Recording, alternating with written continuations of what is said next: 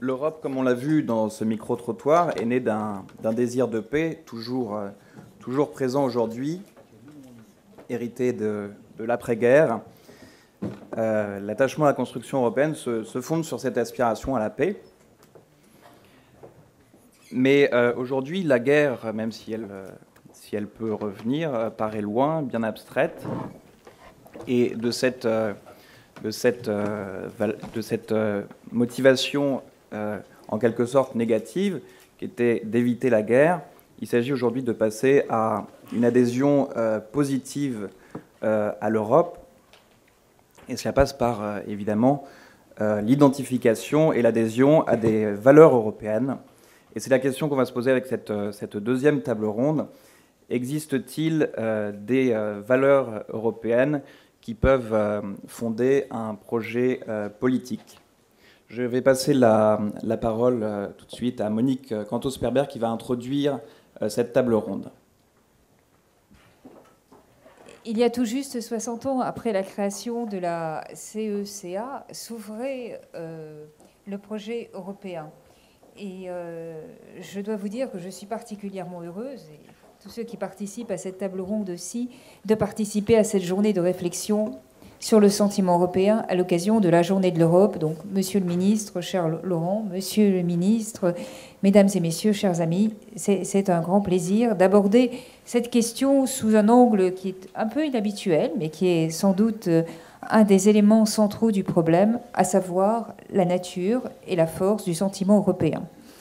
Alors, ce qui est particulièrement intéressant dans la réunion d'aujourd'hui, c'est que nous allons non célébrer, mais surtout réfléchir ensemble, donc de manière critique et en questionnant la perception que peuvent avoir de l'Europe ceux qui y vivent, bien sûr, mais surtout ceux qui la font vivre.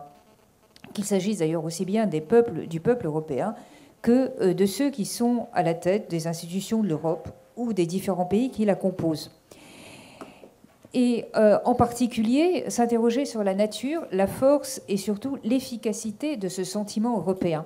Alors, si vous voulez bien, pour commencer, je vous proposerai un paradoxe. Je ne sais pas si vous connaissez cette remarque d'André Gide, assez surprenante, mais sur laquelle, je crois, il vaut la peine de réfléchir. On trouve dans Les Faux monnayeurs, entre aimer quelque chose et imaginer qu'on l'aime, quel Dieu verrait la différence? Aimer, on est clairement dans le registre du sentiment. Imaginer qu'on l'aime essentiellement dans le domaine des représentations. La remarque d'André Gide consiste à souligner qu'au fond, en matière de sentiment, seules comptent les représentations qu'on a de la réalité qu'on aime ou qu'on croit aimer. Alors, si vous voulez bien, guidons-nous sur cette remarque qui me paraît assez profonde pour réfléchir à ce qui pourrait aujourd'hui encore faire obstacle à la force du sentiment européen. Que ce sentiment existe, il n'y a aucun doute.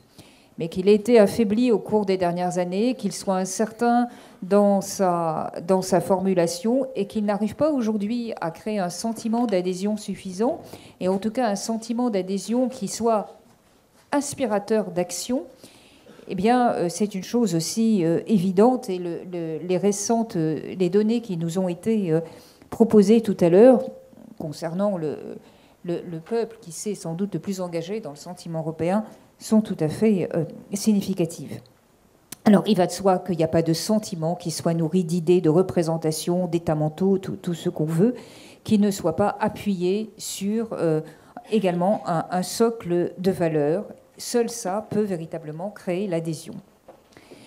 Et il est d'autant plus important de débattre de la réalité de ce sentiment que nul n'ignore qu'au cours de la dernière décennie en particulier, on a assisté à un ensemble de phénomènes inquiétants quant à la réalité du sentiment européen. D'abord, une montée des passions identitaires et surtout des affirmations nationales. On a vu réapparaître sur la scène politique des partis qui bien sûr, ont toujours existé, mais qui ont acquis une force nouvelle, et certains des partis politiques et certains mouvements, dont le fonds de commerce essentiel, ou l'engagement philosophique ou politique, selon les différentes clientèles auxquelles ils s'adressaient, étaient nourris de revendications d'identité nationale. Et il est évident que les circonstances particulièrement difficiles qu'a traversé l'Europe au cours des dernières années ont servi à cet égard de révélateur. C'est bien sûr dans les situations difficiles que l'on éprouve la solidité des liens. Ça, on le constate dans de très nombreuses circonstances humaines et en matière politique aussi. Lorsqu'il s'est agi de mettre en œuvre la solidarité européenne, et bien évidemment, avant des questions qui étaient du type « mais comment hésiter ?» puisque c'est de l'Europe qu'il s'agit, ce sont d'autres interrogations qui ont pris le pas. Par exemple, mais après tout, ne sont-ils pas responsables de ce qui leur arrive? N'y a-t-il pas des comportements fautifs à l'origine? Et pour quelles raisons l'Europe se porterait-elle garant de ces comportements? Donc ce sont des choses qui ont été abondamment déployées dans l'espace public au cours des dernières années, enfin des derniers mois même, et évidemment, ça ne peut pas ne pas poser un ensemble des questions sur la réalité de cette adhésion européenne. Car ce qui fait la force d'un sentiment d'adhésion, d'attachement, d'appartenance, c'est précisément le fait que dans les situations difficiles, on pense d'abord et avant tout au maintien de la totalité que l'on forme, plutôt qu'à savoir qui est responsable et à qui doit s'appliquer des traitements différentiels. Je ne juge absolument pas le bien fondé d'une attitude ou de l'autre. Simplement, je remarque qu'il en a été ainsi.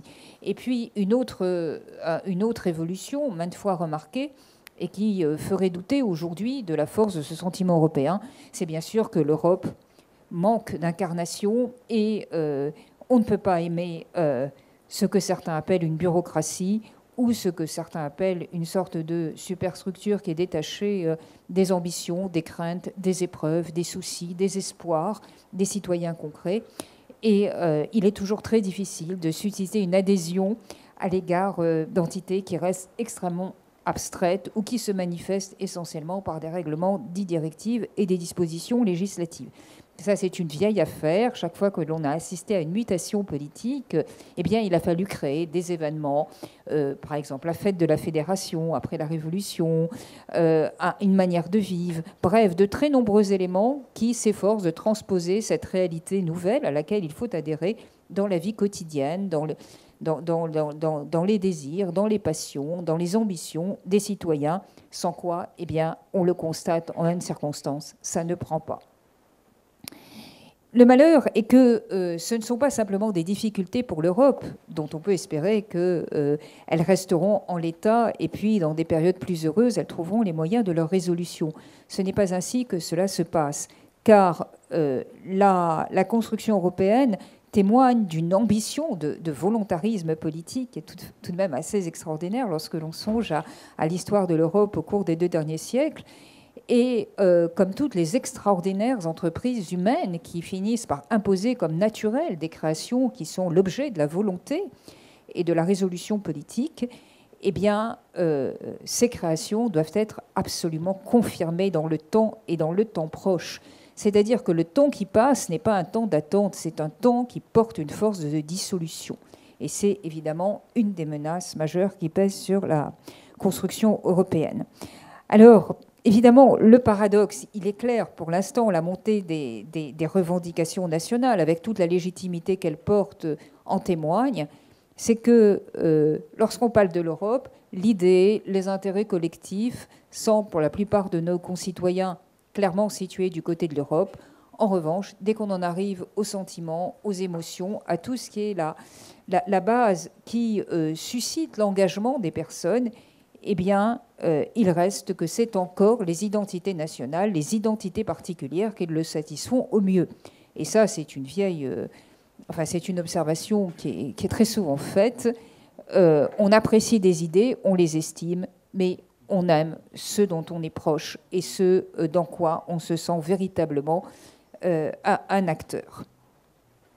Alors, quelques mots philosophiques, si vous voulez bien, avant de donner la parole aux différents intervenants qui vont s'exprimer lors de cette table ronde. Vous savez, plusieurs philosophes ont réfléchi à l'Europe.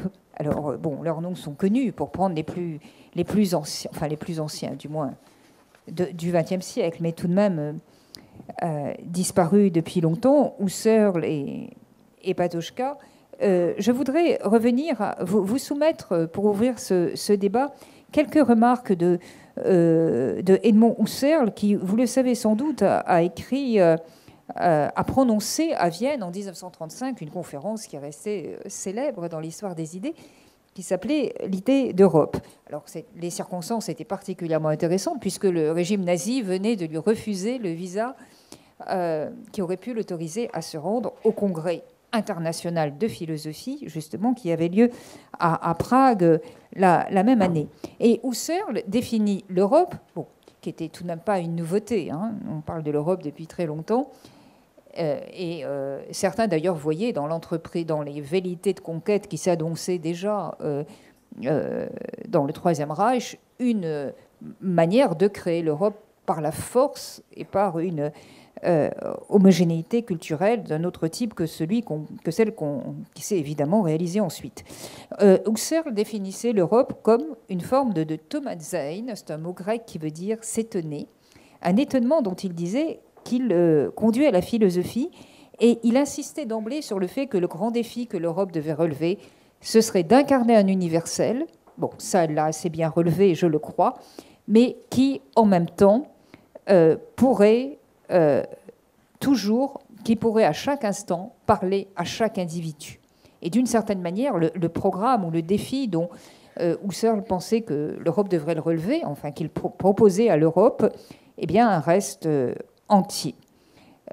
Car aujourd'hui encore, l'Europe se confond avec un projet cosmopolite, le lieu, l'espace des normes. Bon, c'est très bien l'espace des normes, mais après tout, pourquoi le réaliser en Europe? Bien sûr, il y a l'histoire européenne, la fabrique de ces concepts qui ont construit nos états de droit. Mais après tout, ça pourrait être réalisé ailleurs. Et puis d'ailleurs, on ne peut pas prétendre sans nuance que les États-Unis, par exemple, ne sont pas eux aussi un espace de normes. Donc lorsqu'on essaie de détailler tous les traits qui définissent l'universel européen, eh bien, on a beaucoup de difficultés pour montrer pourquoi c'est en Europe, et en Europe seulement, que ça doit se réaliser. L'Europe est attachée à un projet cosmopolite de paix perpétuelle qui, d'une certaine manière, est une réalisation extraordinaire, mais qui aurait pu se réaliser ailleurs. Husserl disait « L'Europe se signale parmi toutes les humanités par le fait que sa particularité est la généralité ». Alors voilà des termes bien compliqués, mais qui, d'une certaine manière, expriment parfaitement la difficulté. Comment concilier cette force universelle qui est la clé de l'exemplarité européenne avec une puissance d'incarnation de singulier, de particulier, qui est tout de même l'objet privilégié vers lequel s'orientent les sentiments. Alors là, je crois que tout ce qui est de l'ordre du savoir, de la construction culturelle, peut jouer un rôle considérable.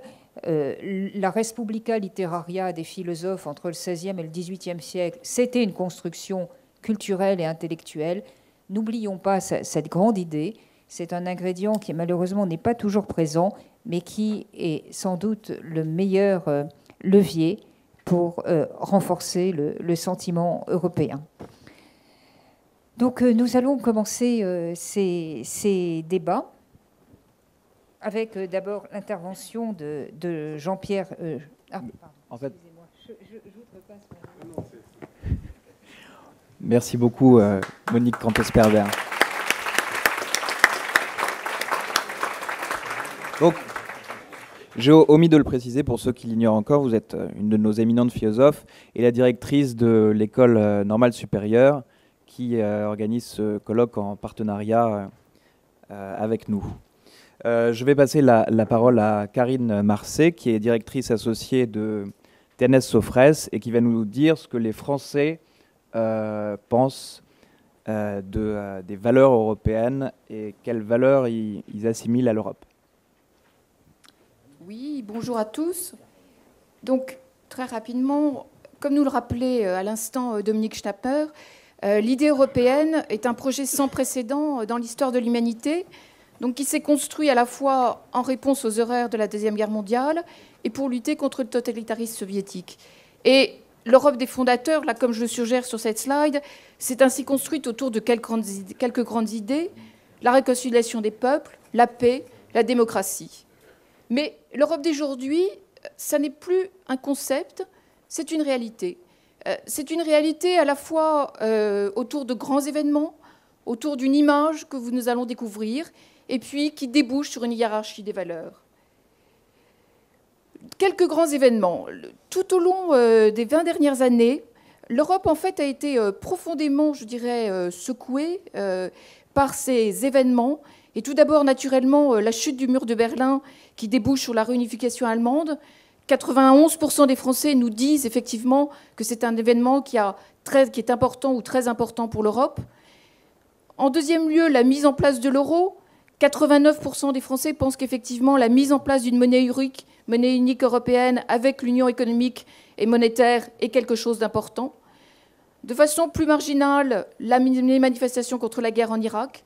2004, autre moment très important, c'est l'entrée des 10 pays venant de l'ancien rideau de fer. Les attentats de Madrid et de Londres, 74% des Français pensent que c'est important, un moment de grande émotion pour les Européens.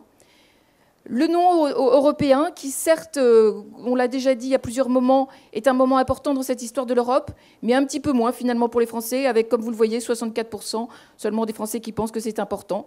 Et puis enfin, la crise financière grecque qui vient de se passer, avec 83% des Français qui nous disent que c'est important. Et ceci dit, ces différents événements, eh bien, c'est ça qui est très intéressant, et c'est là où on en revient au sentiment européen, c'est qu'ils vont provoquer, en fait, dans l'opinion, des choses très différentes. La chute du mur de Berlin, comme vous le voyez, suscite un sentiment extrêmement positif, avec 94% des Français qui nous disent effectivement qu'ils réagissent de façon positive. La mise en place de l'euro, et là, c'est un des éléments très importants de ce sondage, 51% des Français nous disent que ça suscite un sentiment positif, certes, mais 47% nous disent au contraire un sentiment plutôt négatif. Sur les manifestations contre la guerre en Irak, 62%. Sur l'entrée des pays de l'Est dans l'Union européenne, là, le sentiment est complètement partagé. C'est vraiment... On est à un niveau où 48% des Français nous disent que cela suggère un sentiment positif, mais 48% également que cela suggère un sentiment négatif. Et enfin, sur le non-français au référendum en mai 2005, là, une majorité nous dit effectivement que c'est négatif, comme si les Français, finalement, quelque part, regrettaient d'avoir rejeté la Constitution en mai 2005. Ceci dit, tous ces événements, vers quelle image de l'Europe ils nous conduisent? Eh bien, comme vous le voyez, en tête, on a deux choses complètement différentes. On a d'une part la complexité. 77% des Français nous disent que le mot complexité correspond bien à l'Europe, et ça reflète quelque part le manque de lisibilité des institutions européennes et du fonctionnement de l'Union, mais également à égalité la culture.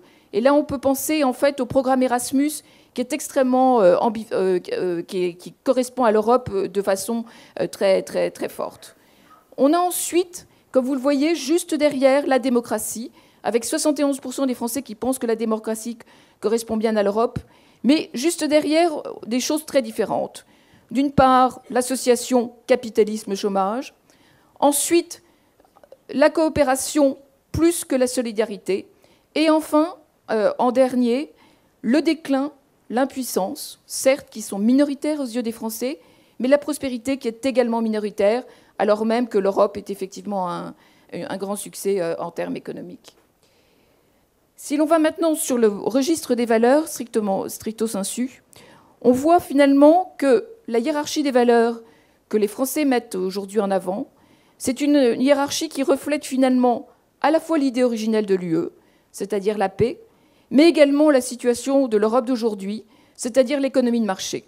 À égalité, on a effectivement 44% des Français qui nous disent que c'est l'économie de marché qui incarne le mieux l'Union européenne aujourd'hui, et 44% qui nous parlent de la paix. Juste après, nous avons la démocratie, et puis de façon plus minoritaire, la liberté, la solidarité, l'écologie. J'insiste parce que sur notre dernière question, on va voir qu'il y a une demande en ce sens. Et puis enfin, la tolérance, le progrès, la laïcité et l'égalité. Et j'en terminerai avec cette demande des Français en matière de valeurs. Comme nous l'avons vu à l'instant, c'est la paix et l'économie de marché qui représentent le mieux aujourd'hui l'Union européenne aux yeux des Français. Mais la demande, elle se fait autour de trois grandes idées. Elle se fait toujours autour de la paix, bien sûr. 67% des Français pensent que l'Union européenne devrait davantage défendre la paix, mais également la solidarité. 36%, et l'écologie, 34%.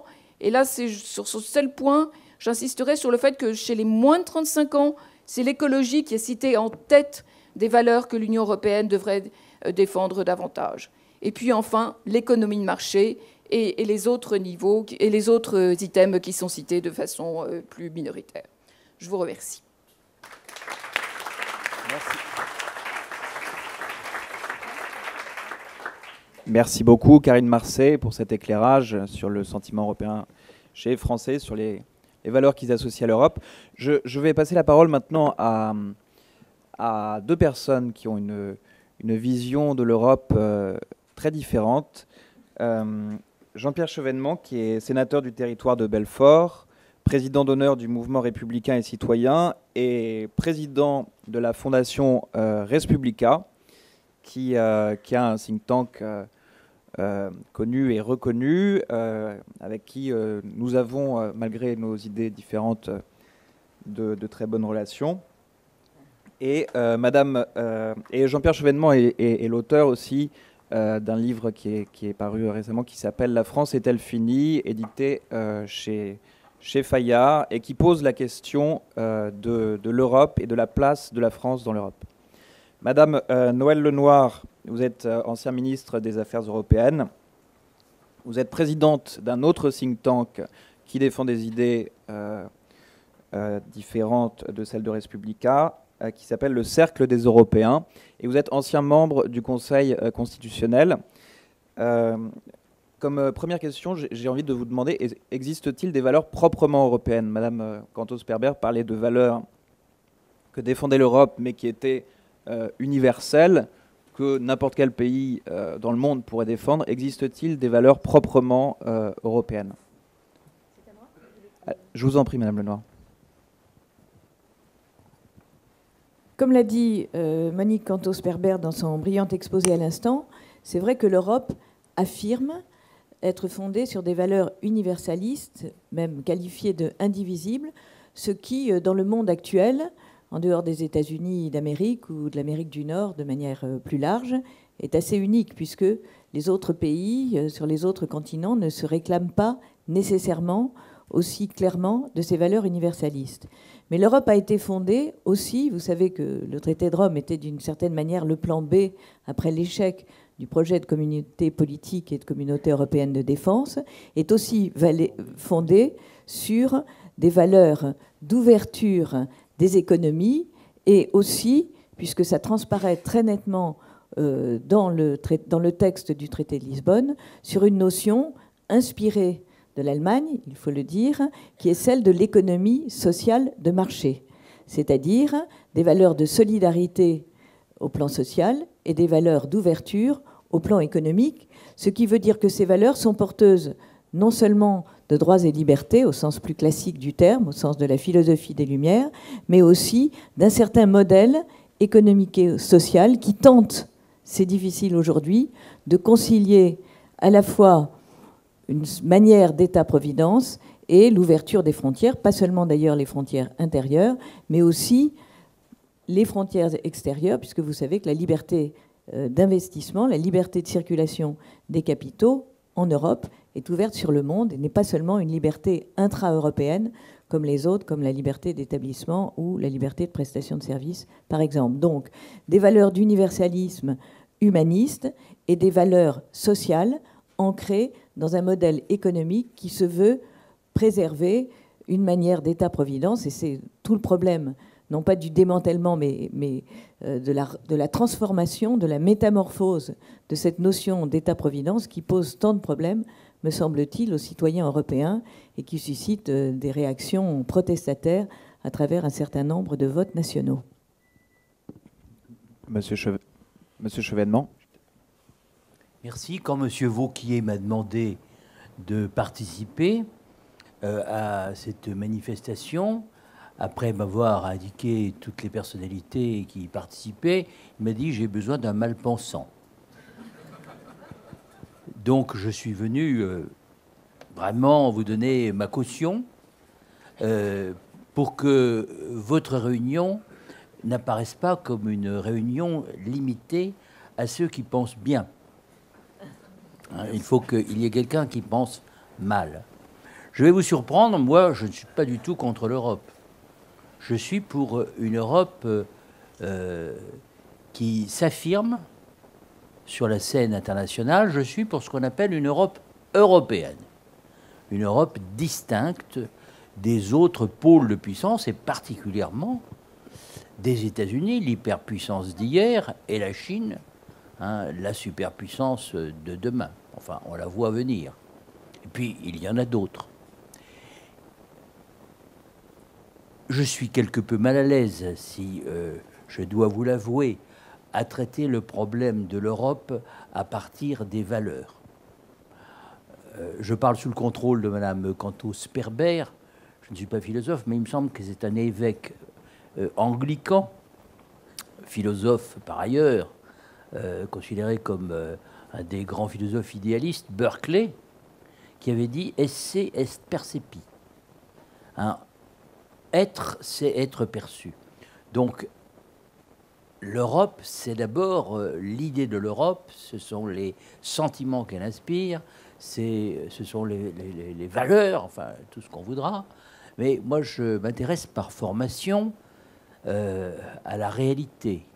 Hein, j'ai appris, selon Descartes, à distinguer les plans, et même selon Marx, à commencer par l'analyse matérielle, avant d'arriver à l'analyse des superstructures et des sentiments. Donc j'écoute ce qui se dit. L'Europe, c'est la paix. Je n'en suis pas du tout convaincu. La paix, depuis 1945, règne du fait de l'équilibre entre les deux superpuissances d'alors, les États-Unis et l'URSS. C'est l'équilibre thermonucléaire. Les peuples d'Europe sont totalement épuisés. Ils sont incapables de se faire une nouvelle guerre. Heureusement d'ailleurs, mais enfin, ça n'a pas tenu à eux. Disons que c'est quand même l'équilibre entre le bloc soviétique et le bloc américain, atlantique, qui garantit la paix jusqu'à la chute du mur de Berlin. Sitôt après, il y a des guerres qui recommencent en Yougoslavie. L'Europe y est-elle pour rien? Ce n'est pas sûr. Hein. J'aimerais vous dire que certains Européens y ont quand même contribué. Hein, n'ont pas fait en sorte que tout ce qui pouvait être fait pour maintenir l'idée yougoslave soit fait.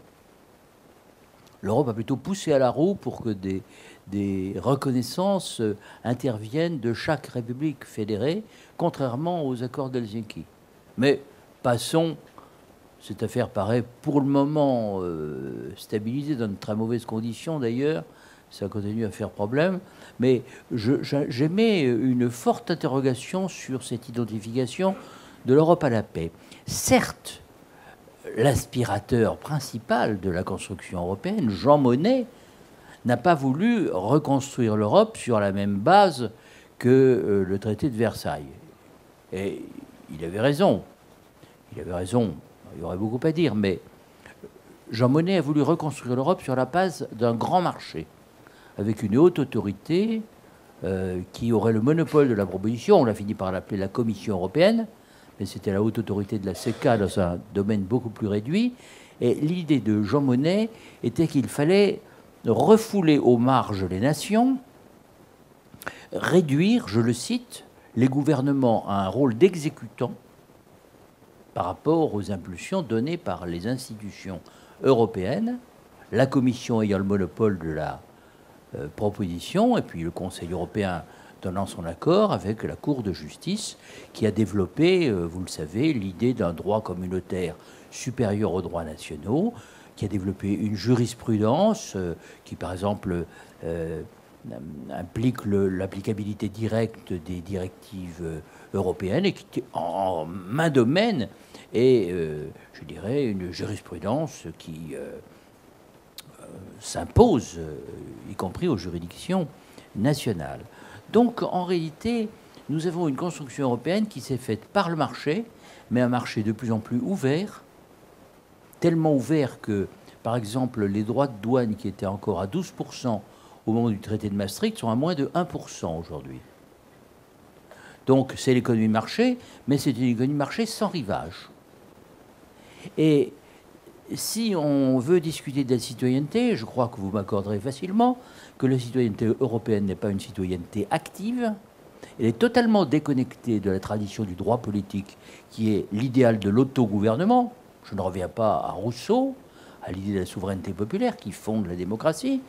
C'est une jouissance de droits qu'on gagne pour les Européens, et même pour les non-européens, qui sont établis en Europe, et même pour ceux qui n'y sont pas établis, qui sont en situation d'illégalité. C'est-à-dire que c'est une conception de droits qui n'ont pas comme contrepartie des devoirs.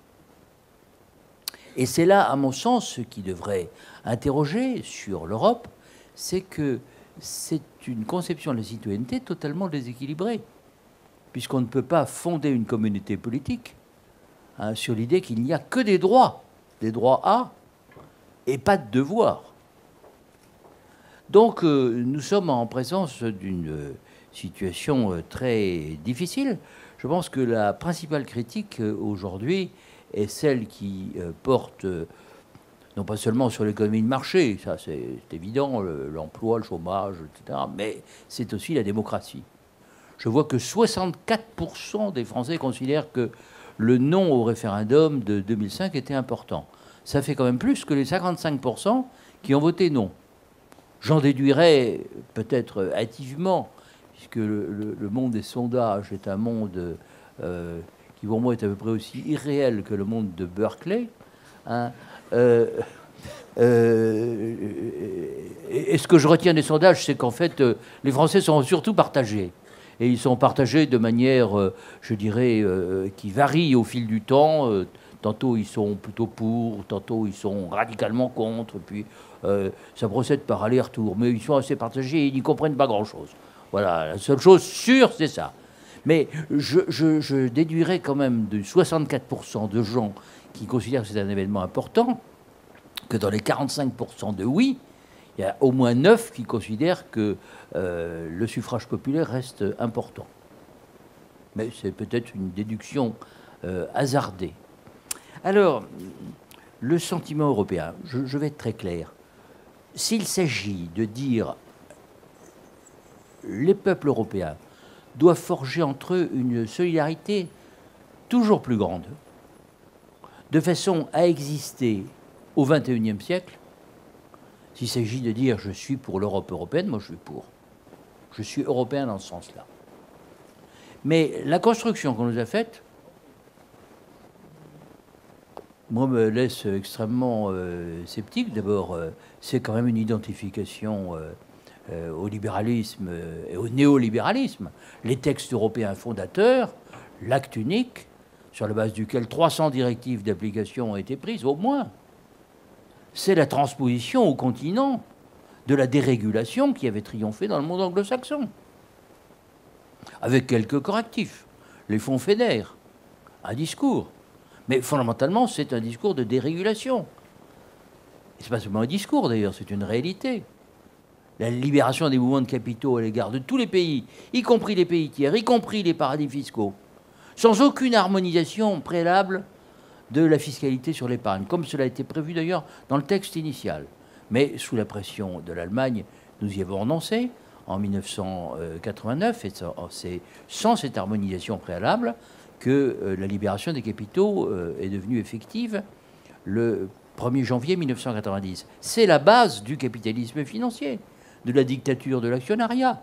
C'est la base des délocalisations industrielles. Ça, c'est un texte européen majeur. Le traité de Maastricht, c'est la monnaie unique. Mais une monnaie unique créée sans qu'on prenne en considération les différences très considérables qui existent entre les 17 nations, je crois, qui aujourd'hui y participent. Certaines étant de fortes puissances industrielles et d'autres étant pratiquement dépourvues d'industrie.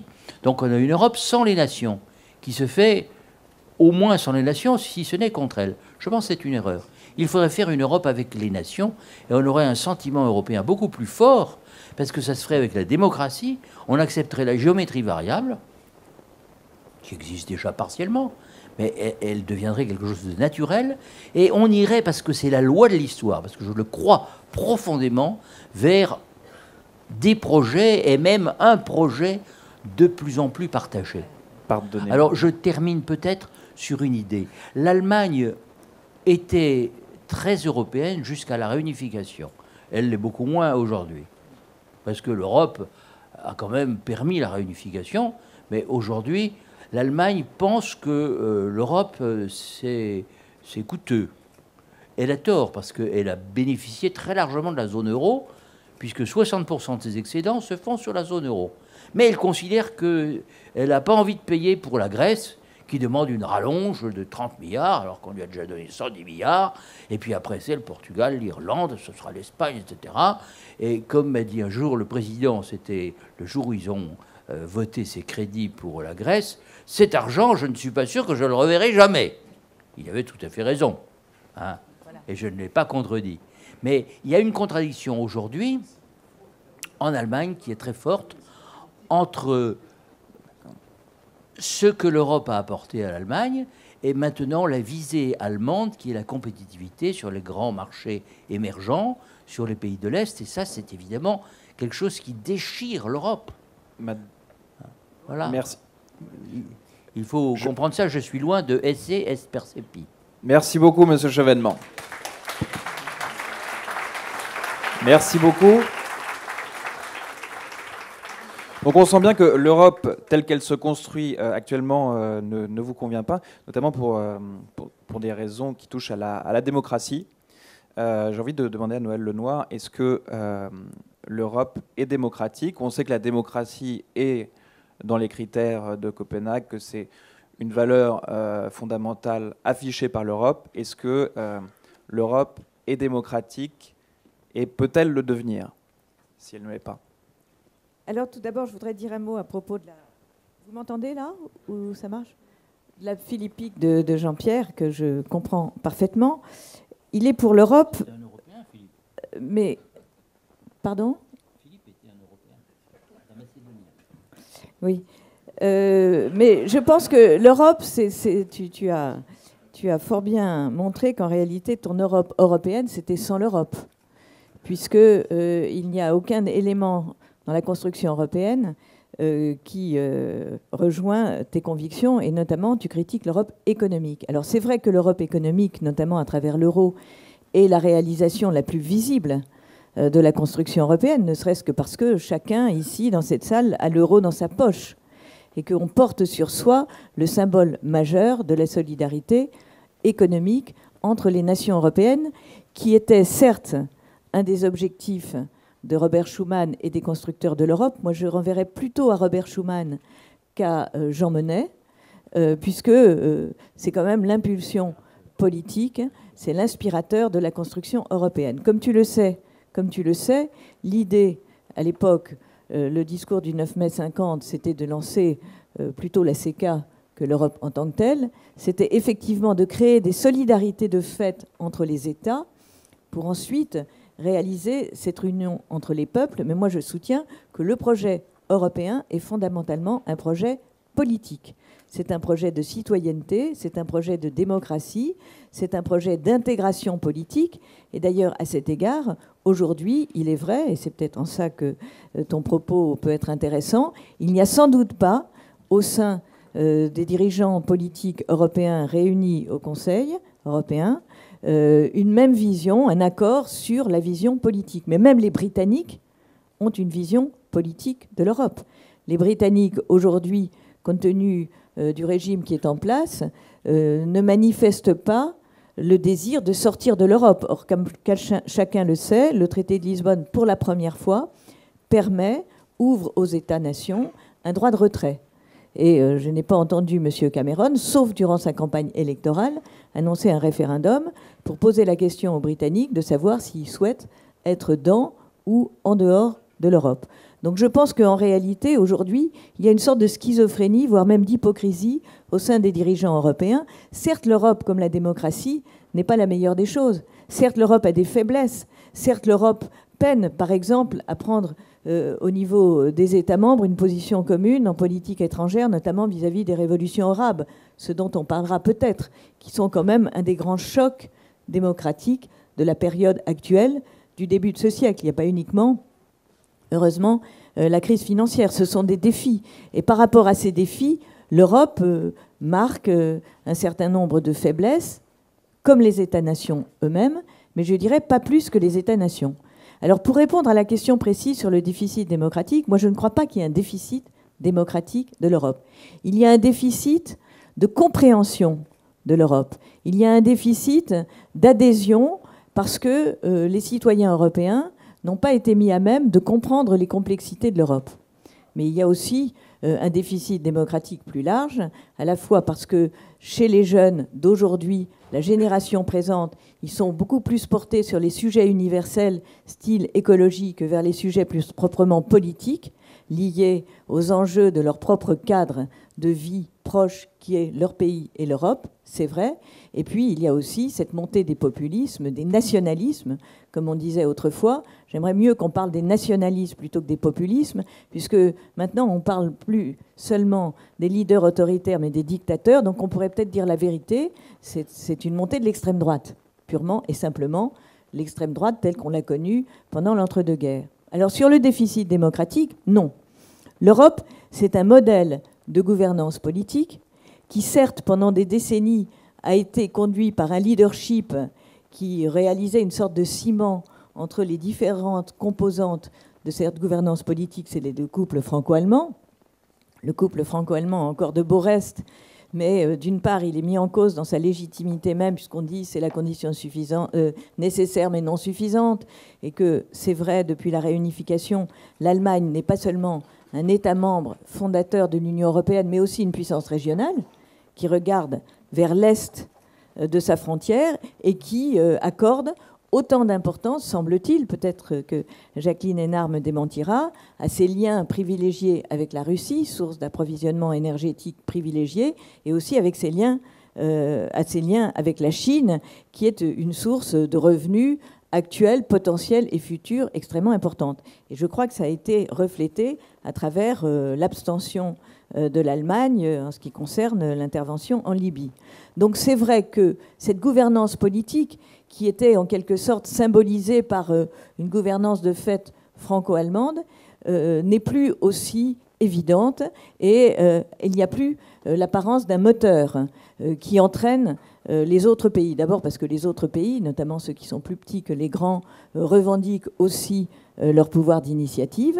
Et puis parce qu'il y a un autre étage qui s'est superposé et qui vient rivaliser avec le poids de l'Europe, c'est la mondialisation. La mondialisation, c'est quand même aujourd'hui le fait majeur qui est en train de bouleverser l'ensemble des équilibres politiques sur la planète. Alors, pas de déficit démocratique. Pourquoi ?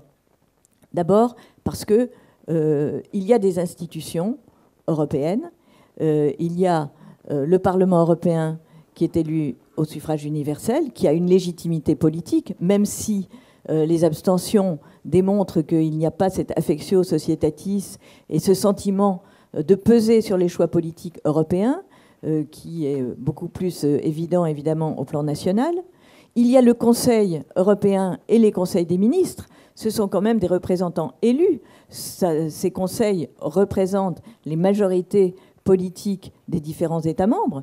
Donc on n'a jamais dit, par exemple, que les chambres dont la composition résultait d'un suffrage indirect étaient illégitimes ou non démocratiques. C'est une forme de démocratie. C'est des souverainetés qui sont mises en commun, comme d'ailleurs le souligne l'article 88.1 de la Constitution française, qui disent que des États, que la France adhère à l'Union européenne, au travers de laquelle des États ont décidé librement de mettre en commun certains éléments de leur souveraineté. Donc, il y a quand même, et il y a la Commission. Je rappelle que la Commission, elle a un double rôle. Elle a d'abord un rôle de proposition, hélas, de moins en moins. Mais elle a un rôle de proposition. Elle ne décide pas. Et puis, elle a aussi un rôle d'agence. Et on sait que dans les démocraties modernes, qu'on le déplore ou non, il y a la montée du rôle des cours et il y a la montée du rôle des agences. Donc la Commission joue le rôle d'une agence dont les décisions sont d'ailleurs en général systématiquement contestées, j'en sais quelque chose puisque c'est ma pratique quotidienne, en droit de la concurrence devant la Cour de justice. Et il y a, comme tu l'as indiqué tout à l'heure, la montée en puissance des cours. de la Cour constitutionnelle ou du Conseil constitutionnel en France, de la Cour constitutionnelle en Allemagne, qui joue un rôle si important dans l'opinion publique allemande et vis-à-vis du gouvernement en ce qui concerne l'euro, puisque ce sont à la fois les décisions qui ont été prises par la Cour en 1998 notamment, et même je crois en 1993, en disant que l'entrée de l'Allemagne dans la zone euro, c'est-à-dire l'adoption par l'Allemagne de l'euro et l'abandon du Deutschmark, était conforme à la Constitution si ça ne coûtait rien aux Allemands. Ce qui, pour l'instant, n'est pas considéré comme totalement avéré par l'opinion publique allemande. Donc, l'Europe, il y a une gouvernance, et il y a une gouvernance qui s'exerce d'une manière assez exemplaire. En France, je prends l'exemple récemment de la prime aux salariés. On vous annonce une réforme. Personne n'a été consulté, personne ne sait de quoi il s'agit. Et d'ailleurs, dès qu'elle est annoncée, et je ne parle pas seulement de ce gouvernement, mais de pratiquement tous les gouvernements de la Ve République, la réforme est annoncée, puis ensuite, on essaye de décrypter ce dont il s'agit, on essaye d'en discuter, et souvent, on en discute de manière extrêmement conflictuelle, et puis ensuite, on vote, mais c'est une majorité qui vote, qui est rassemblée, avec un Parlement qui, il faut dire, suit le pouvoir exécutif sans trop rechigner en général.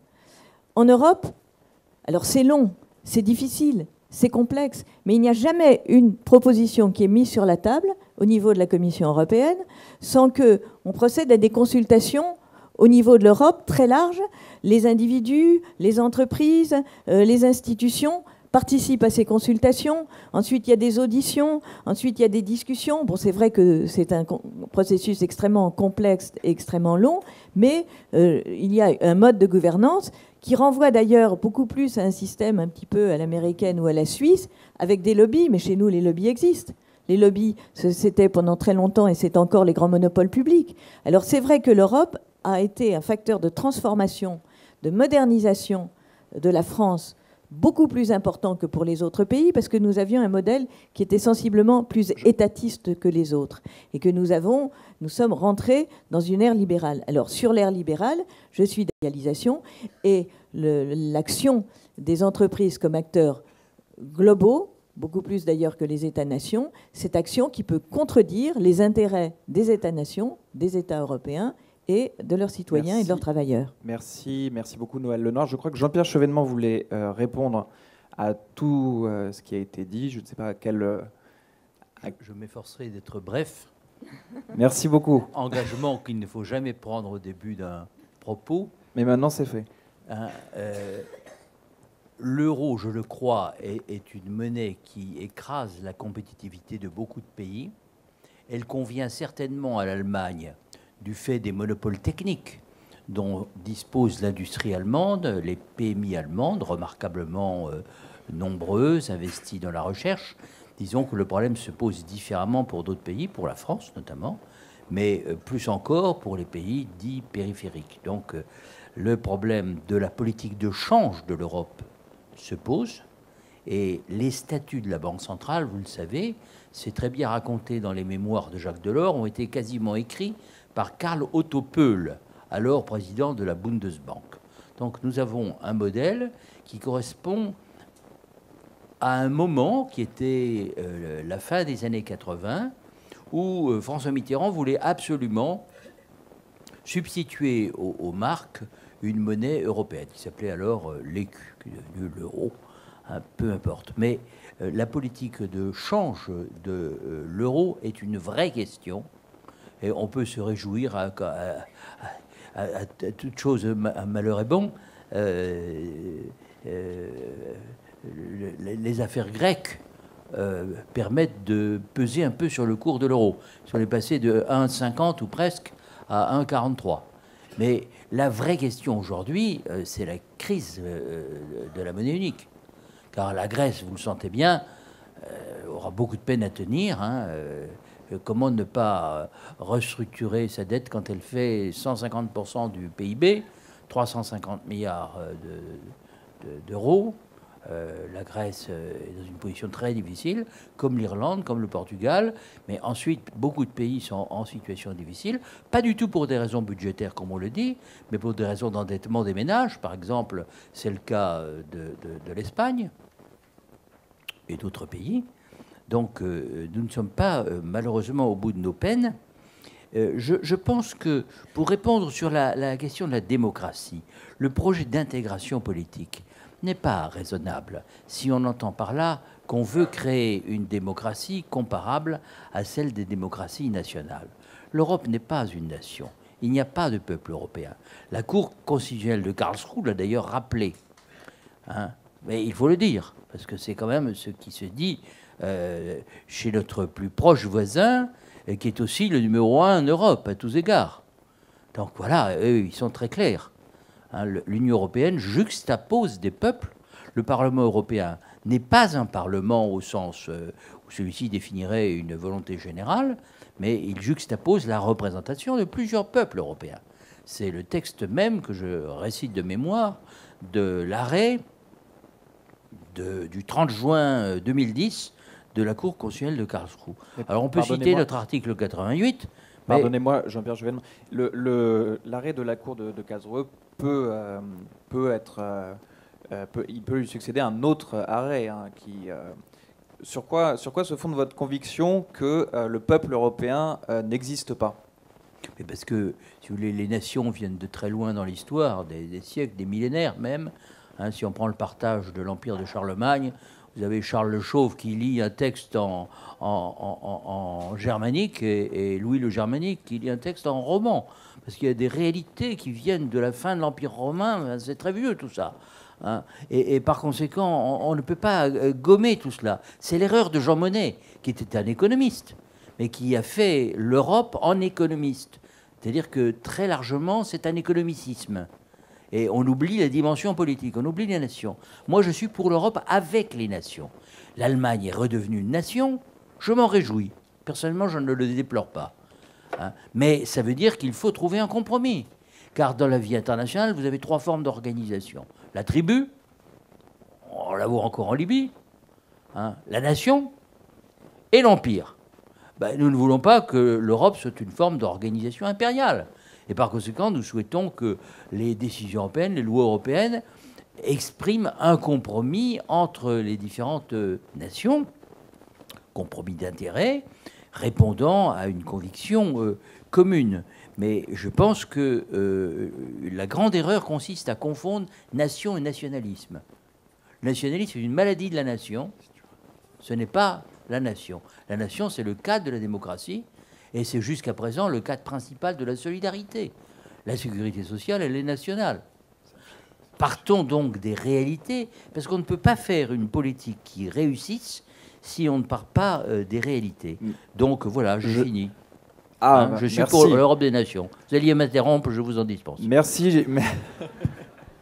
Merci beaucoup, Jean-Pierre Chevènement. Nous sommes très limités en temps. Je vais donc devoir laisser le mot de la fin à Monique Cantos-Perber, qui voulait... Je voudrais juste dire un petit très mot. Rapidement, alors, s'il vous plaît. Oui, tu réponds. Non, oui, je pense que... Il y a une troisième table ronde. Je pense que Jean-Pierre Chevènement vient d'avouer. Il vient de se mettre à table. Il a dit il n'y a que les tribus, les États-nations et les empires. Mais quand les Grecs ont inventé la démocratie et quand les Américains ont inventé le fédéralisme, il n'y avait rien avant. Et moi, je considère qu'aujourd'hui, on est, du fait de la mondialisation, dans une époque du post-national. Et que l'Europe, sans faire disparaître les États-nations, pas plus que la monarchie absolue en France n'a fait disparaître les régions, quoique, néanmoins, légèrement, elles n'ont plus d'existence politique, sauf la Corse, qui en revendique encore une. Je pense que l'Europe est une œuvre et une aventure unique, qui est engendrée dans la douleur, certes, qui connaît certains reculs, comme aujourd'hui, qui a des failles, mais c'est une aventure unique, et je suis persuadée, quand on se retrouvera ici avec la Fondapol dans 100 ans, que cette œuvre unique aura à son compte, à son acquis, des réalisations, et tu seras étonné du résultat. Parce que je pense que l'Europe est en marche. Eh bien, attendez, désolé. Un mot. Non. Non, on va être obligé de se donner rendez-vous dans 100 ans. Non, j'exige simplement un petit droit de réponse. Je pense que la façon dont Noël vient de s'exprimer, Jean-Pierre Chevènement vient d'avouer, est la claire manifestation de ce que l'Europe aujourd'hui est un bonisme. Et je suis un délinquant. Merci beaucoup. Je laisse le mot de la fin. Merci beaucoup. Je laisse le mot de la fin à Monique Cantos-Perber. Alors, je voudrais revenir sur 2 points. Une Europe européenne, d'une part, et puis tout de même le sujet qui a été un peu laissé de côté, c'est-à-dire le sentiment européen. Alors, l'Europe européenne, c'est une très belle formule, mais son sens est tout à fait indécis. On ne voit pas très bien ce que ça veut dire. Si ça signifie que l'Europe européenne est une Europe véritablement incarnée, et ce serait ma position, l'Europe est très certainement un projet politique, doit être un projet politique si elle veut avoir la moindre réalité, et doit avoir une véritable incarnation politique. Le problème avec l'Europe aujourd'hui, et je rejoindrai sur ce point quelques éléments des analyses de Jean-Pierre Chevènement, c'est qu'au fond, elle n'a jamais pris la peine de réfléchir au projet politique qu'elle voulait incarner. Ce n'est clairement pas un projet national, ce n'est clairement pas un projet fédéral. Cette idée, d'ailleurs, est abandonnée sans qu'on en ait analysé les conséquences. C'est un projet qui est clairement politique, qui doit faire avec les nations, c'est évident, mais dont la forme n'est pas encore inventée. Certes, la tribu, l'empire, la nation sont trois formes politiques qui ont déjà été éprouvées, mais ce sont des résultats historiques. Elle aussi, la nation est née entre le XIVe siècle et le milieu du XVIIe siècle. Personne n'aurait pu en avoir l'idée au Moyen-Âge. Donc, beaucoup de choses sont à trouver. Or, l'Europe n'a jamais véritablement abordé ce problème. Elle a laissé faire les choses, soit pour porter en avant, sans le dire, certaines formes politiques, soit pour en disqualifier d'autres. C'est ce qui est arrivé au fédéralisme, qui est resté sur la route. Bon, ce qui était de toute façon sans doute une bonne chose, parce que ça ne correspondait à rien vu l'état des esprits, mais sans qu'aucune analyse n'ait été faite de cela. Donc, je voudrais revenir sur quelques points. L'Europe n'est peut-être pas toujours un facteur de paix, mais ce que l'Europe est arrivée à faire dans son territoire est quand même extraordinaire. Entre les États européens, il y a sans doute plus de guerre possible. Alors, je suis très méfiante à l'égard du nécessitarisme en matière d'évolution politique, parce que, franchement, tout peut arriver. Mais il paraît difficile d'imaginer qu'il puisse de nouveau y avoir une guerre sur le territoire européen. L'Europe s'est constituée, avec un recul maintenant de 60 ans, en territoire de paix perpétuelle. Son territoire est un territoire de paix perpétuelle. C'est une chose qu'on n'a jamais vue dans l'histoire humaine, et ça doit être salué. Maintenant, j'adhère en partie aux critiques portant sur la démocratie et la citoyenneté. C'est-à-dire que l'image est balancée. Il y a une démocratie européenne, ça fait aucun doute. Il y a quand même une cour européenne, il y a une politique commune pour des questions qui sont essentielles à l'exercice de la démocratie, la défense, l'immigration, la gestion des frontières. Mais en même temps, il est certain qu'il n'y a pas de représentation démocratique véritable, particulièrement en France. Les citoyens français n'ont aucun contact avec leurs députés européens. Vraiment, c'est quelque chose de très loin. En général, ce sont des éléments importants. C'est un passage important dans une carrière politique, mais il n'y a pas du tout cet engagement des députés européens en France comme dans d'autres pays. Et puis, c'est évident qu'il n'y a pas de citoyenneté européenne. C'est une chose qui est difficile à contester, c'est un fait. Il n'y a pas encore de citoyenneté européenne, faute d'avoir mis au point et réfléchi au modèle politique. Alors, pour en revenir au sentiment, qui est quand même le sujet qui nous occupe aujourd'hui. Je vais vous demander d'être assez bref, parce que la troisième table ronde... Donc, la question essentielle, c'est, au fond, qui sommes-nous ? Pourquoi aimer l'Europe ? Je ne crois pas, je me suis mal exprimée sans doute, je ne pense pas que les valeurs européennes soient les mêmes qu'on trouve absolument partout. Il y a un fond de valeurs universelles qui sont communs à tous les États de droit, c'est évident. Il n'y a pas simplement les États-Unis quand même, il y a l'Australie, de nombreux pays, le Japon et beaucoup de pays qui sont des États de droit. Il n'y a pas que l'Europe et les États-Unis. Mais je pense qu'il y a des valeurs plus profondément européennes. Elles ont été en partie énoncées, la solidarité, le respect de la personne aussi, je dirais, le fait qu'il n'y ait plus de pays européens qui appliquent la peine de mort est quand même quelque chose d'assez caractéristique et significatif. Le rapport entre la religion et la politique est tout à fait propre à l'Europe.